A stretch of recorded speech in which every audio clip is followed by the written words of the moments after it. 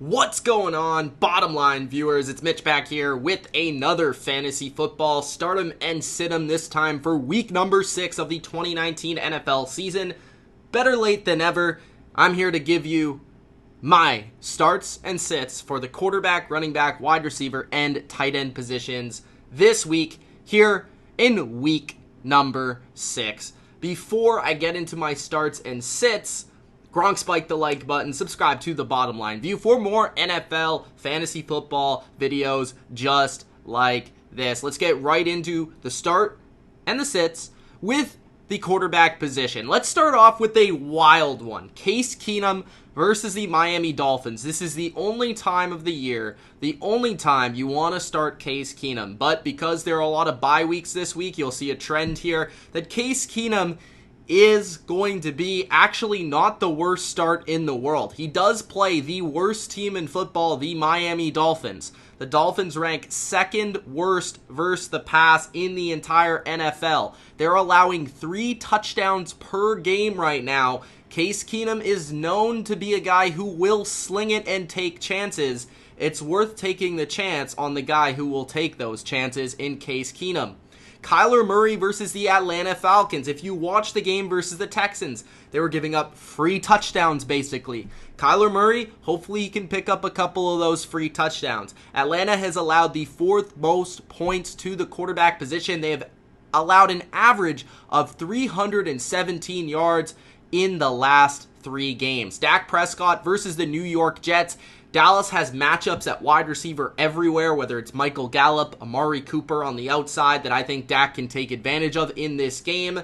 I expect Dak and the Cowboys to bounce back huge in this game versus New York, so I like Dak in this spot. Kyle Allen versus the Tampa Bay Buccaneers. The Bucs are dead last versus the pass in the NFL right now, allowing 339 yards per game this season.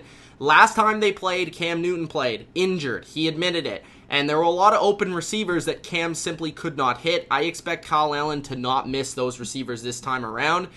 Minshew versus the New Orleans Saints. Yes, Minshew has made it to the stardom and situm. He's thrown for multiple touchdowns in all but one of his first 5 contests in the NFL. And he's been impressive. The Saints have allowed, actually, surprisingly, the 2nd most fantasy points per game to the quarterback position. So I feel like Minshew, even if they're losing in this game, they probably will be trying to fight back and passing the ball a lot. Or if they're winning the game, it's likely because Minshew is playing awesome. Quarterback sits, Phillip Rivers versus the Pittsburgh Steelers. The Steelers are actually underrated versus quarterbacks this year. Since allowing 3 touchdowns to Tom Brady, the defense has allowed 5 touchdowns and has taken away 6 interceptions of quarterbacks this season. Other than Brady, it seems like the Steelers have been very good on defense. Teddy Bridgewater versus the Jaguars. I just don't see Teddy Bridgewater replicating what he did last week versus Tampa Bay. As I mentioned, Tampa Bay was the worst defense versus the pass in the league. They made him look like Patrick Mahomes. Teddy Bridgewater is not Patrick Mahomes. He's Teddy Bridgewater. He's going to manage the game. He's going to try and get it done that way. And New Orleans will try and dink and dunk their way to success versus Jacksonville. I don't see this being fantasy relevant this week. Teddy Bridgewater versus Jacksonville. Carson Wentz versus Minnesota. The Vikings rank 6th versus the pass this year. Typically, they're very good at home, and typically they're amped up on the pass rush at home. So I don't see Carson Wentz having a ton of success. He's been underwhelming this season for the most part in the yardage standpoint, and I do believe that Minnesota is going to probably make this game very defensive, and it'll probably be a lower scoring game. Baker Mayfield versus Seattle. Now, it's nothing to do with Seattle, really. I mean, they're an average defense, really, at best. But Baker Mayfield, I can't trust him. He can't get the ball to Odell. The only receiver he really trusts is Jarvis Landry right now, and the offensive line can't seem to block to save their life. He has not really been fantasy relevant in any game this season so far, so I don't expect him to have great success versus a good football team in Seattle, even if it's at home. So I'm sitting Baker Mayfield this week. I am really fading Baker Mayfield for the rest of the season. I hope you are too. So if you haven't already, get rid of him. My running back starts Adrian Peterson versus the Miami Dolphins. New coach Callahan, their new head coach Callahan, wants to run the ball. And he said that he wants to run the ball even more. They're not running the ball enough, he says.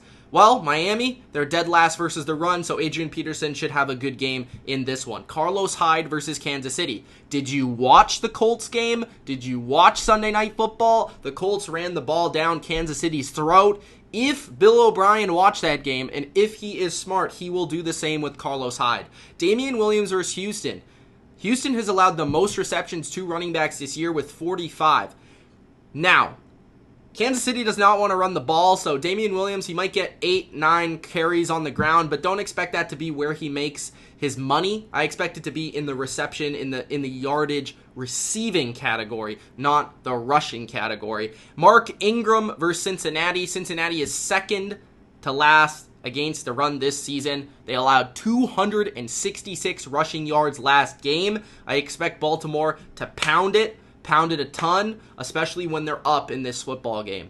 Devonta Freeman versus Arizona. The Cardinals are 27th versus the run this year, and this should be a high-scoring game, so I expect Devonta Freeman to probably get in the end zone or at least have opportunities to get in the end zone. My running back sits, Miles Sanders versus Minnesota. Sanders has been really losing a lot of touches to Jordan Howard, especially in the red zone, so he's not scoring a lot of touchdowns. When you look at it, the Vikings in yardage, because that's where Miles Sanders is going to get his fantasy points, 9th versus the run. So they're very good, and they only allow 80 yards per game at home.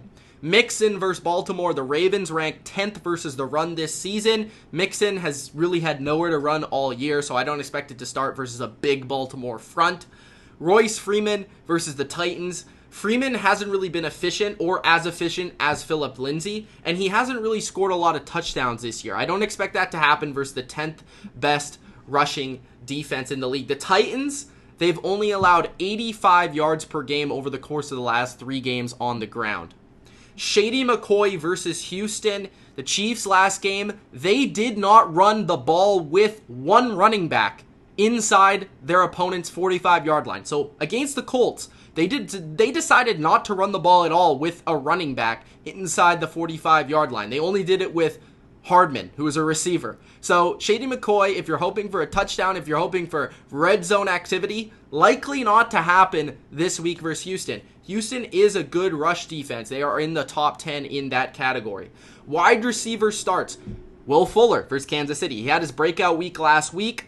I have been down on Will Fuller, but he proved me wrong last week. He had a huge breakout game, and versus Kansas City, this should be a shootout. There should be plenty of opportunities to hit them deep. Now, Kansas City is better versus the pass than they are versus the run, so I think O'Brien will take that into account. But at the same time, I think off that run will come big plays down the field, and Will Fuller should be able to capitalize. Scary Terry versus Miami. The Dolphins are 31st versus the pass this year. Keenum, he likes to chuck it up. I like this matchup for Scary Terry. Then you go with Marvin Jones versus Green Bay. Somebody that nobody's really bringing up over the course of the community right now, but Marvin Jones has a pretty good matchup in my opinion. Yes, the Packers secondary is good, but that's more than likely because of their number one corner in Jari Alexander, who's doing very well versus number one receivers. He is probably going to play Kenny Golladay. So while Kenny Golladay does get a minus in his matchup, actually, the number 2 receiver, as we saw with Michael Gallup last week, has had some success. I expect Marvin Jones to be the number 1 guy for Matt Stafford this week and actually to put up some decent statistics this week versus Green Bay in a game that is probably going to be a little bit back and forth and a pretty even game. Then you look at Jamison Crowder versus Dallas. This is more of a bye week fill-in because they're still a little bit unknown in this situation. But Jamison Crowder is Darnold's number 1 target. He is his favorite guy. He just absolutely force-fed him with targets in week number 1 with over 14 targets in that game. Crowder should see a lot of targets in this one as Robbie Anderson should be playing against Byron Jones. That will be a difficult matchup there. So I expect Crowder to get a lot of targets, especially in a game where the Jets are probably going to fall behind and they're going to have to come back. So I like Crowder in this one, especially if you have him on your bench in case of a bye week. Sanu versus the Cardinals. Sanu has actually been really, really good for Atlanta this season. He's been very consistent over the years, but this year he's leading the team in receptions. And over the last 3 games, he has at least 13 PPR points. So I expect Sanu versus a team that's not very good versus slot receivers to have some success versus the Cardinals. My wide receiver sits. Juju versus the Chargers. It doesn't really matter who the quarterback is. They just don't want to throw the ball down the field right now. Casey Hayward's an elite corner on the outside who should take away Juju, or at least the big plays away from Juju. So I would sit Juju this week. Anderson versus Dallas. I brought it up. Byron Jones is the perfect matchup for Robbie Anderson. Just because Darnold's back doesn't mean Anderson's going to have immediate success. So I would sit Anderson this week because I just don't expect those big plays to happen. Corey Davis versus the Broncos. Chris Harris is shutting down everyone, including Keenan Allen last week. I expect him to probably, Corey Davis, to draw Chris Harris this week. So I would fade Davis this week. Then you have Emmanuel Sanders versus the Titans. Emmanuel Sanders, he has kind of slowed down since his really hot start at the beginning of the season. So the Titans, they have a very underrated secondary, one that a lot of people overlook. They're top 10 versus the pass. They're top 10 versus receivers this year. And they have a lot of different type of corners like Malcolm Butler, Logan Ryan, Adoree Jackson, who can match up with a quicker, shiftier type of receiver like Emmanuel Sanders. Allison versus Detroit. Justin Coleman's one of the elite slot corners in the game, and if Davante Adams isn't there, it's more than likely that Justin Coleman will be on him. Even if Davante Adams isn't there, I just don't see the targets adding up for Allison in a minus matchup or a negative matchup against Justin Coleman. I just don't like that matchup from a physical standpoint. I don't like it from a one-on-one standpoint. I just think I would be fading Allison altogether. Even Valdez-Scantling, I'm not in love with either in this matchup. The tight end starts. I look at Olsen versus the Tampa Bay Bucks. Olsen is actually getting some targets, but it hasn't been very efficient. It's been a little bit up and down, and you're probably a little bit down on Olsen if you have him on your roster. Well, this week would be the week to start him, especially with all the bye weeks happening. Tampa Bay has allowed the most yards to tight ends this season, nearly 100 more yards than the next team. So definitely start Greg Olsen this week if you have him. Delaney Walker versus the Broncos. I think this is more of a kind of a thought on my end. Like, you look at the Broncos, I think they're going to be taking away the receivers on the outside. Yes, they haven't been bad versus tight ends this year, but when you look at Delaney Walker, he's been quiet as of late. I expect Mariota to probably target him in the red zone. So with all of the buys that are happening right now at the tight end position and it being a very, very weak position in fantasy, I would not mind starting Delaney Walker in a game where this will be close, in a game where the Titans might win. So I expect Delaney Walker to maybe even score a touchdown this week versus the Broncos. Akins versus the Kansas City Chiefs. The Chiefs are 10th worst versus tight ends this season. I expect Akins to maybe get his opportunity in the red zone in a week where a lot of tight ends, like I said with Walker and Olsen, a lot of bye weeks for this week. He could be a guy that could put up a touchdown, and in a shootout, you're probably better off going with him than a lot of other options. Everett versus San Francisco. Again, the bye weeks make it a necessity, so you spent the fab on him. You need to start him. Everett, I don't care if the matchup isn't very good. He could have a good game, especially if Brandon Cooks isn't up to 100%. All right, guys, those are my starts. Those are my sits for Week 6 of the fantasy football season. If you enjoyed, spike the like button. Subscribe to the channel for more. It's been Mitch of the Bottom Line View. Thanks for watching. We'll see you next week. Peace out.